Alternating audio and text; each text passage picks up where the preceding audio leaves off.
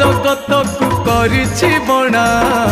मा तो पादुक पणा कोटि भक्तों को करे अपना मा तो पादुक पणा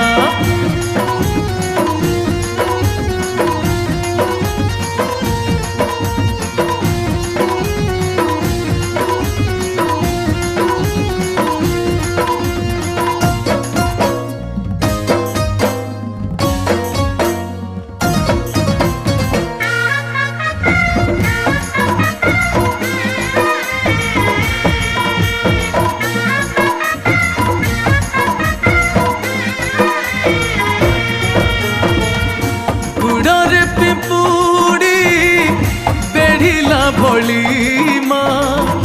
तो चारि पाखरे भक्त भिड़